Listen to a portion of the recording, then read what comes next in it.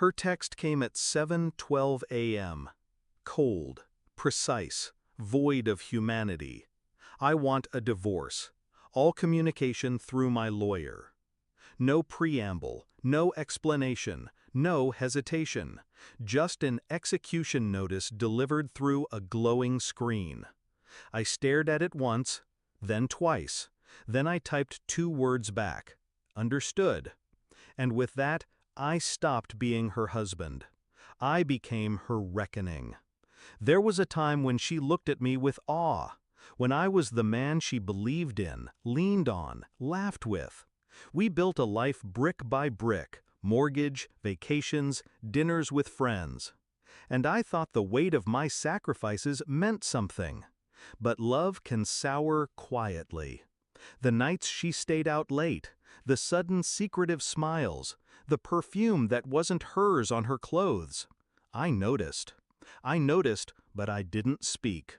I let her think I was blind, because sometimes silence is sharper than accusation. The betrayal revealed itself in fragments. A hidden credit card bill with charges I hadn't made. Dinners at places I'd never been. Hotel stays under her name. And then, one night, her laughter carried down the hallway while she whispered into her phone. A softness in her voice she hadn't used with me in years. It wasn't heartbreak I felt. It was clarity. Shift in mindset.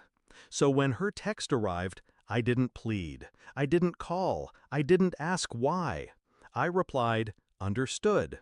And in that single word, I began dismantling the empire she thought she owned. I called the bank, froze the accounts, canceled her credit cards. Every luxury, every convenience she had enjoyed on my back, gone in minutes. I contacted payroll, split direct deposits. I secured assets under my name, shifted property, rerouted investments.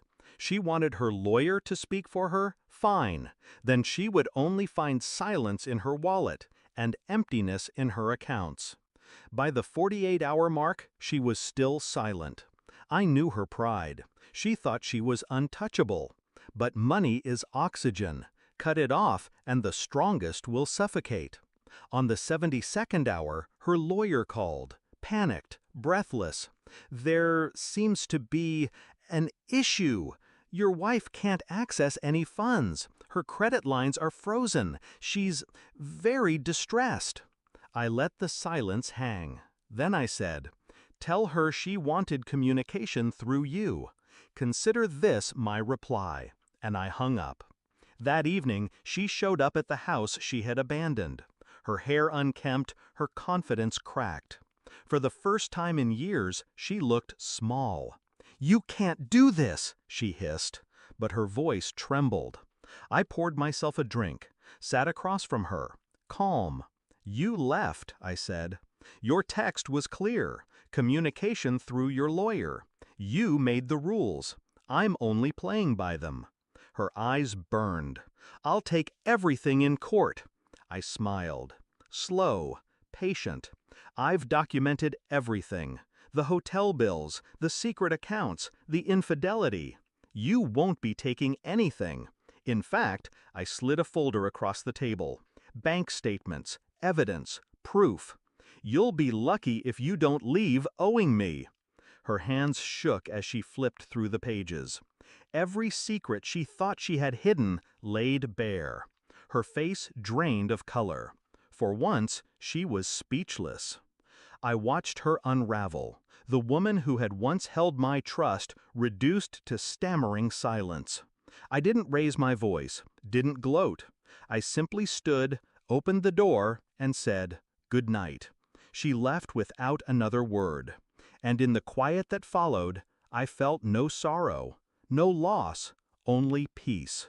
Because she thought she could discard me like a broken toy. She thought betrayal came without consequence. But she forgot, I was the one who built the life she lived, and I was the one who could take it away. So when she texted me, "I want a divorce," what she really sent was an invitation to show her who I truly was. Not the husband, not the provider, but the man who could end her kingdom with 2 words. Understood.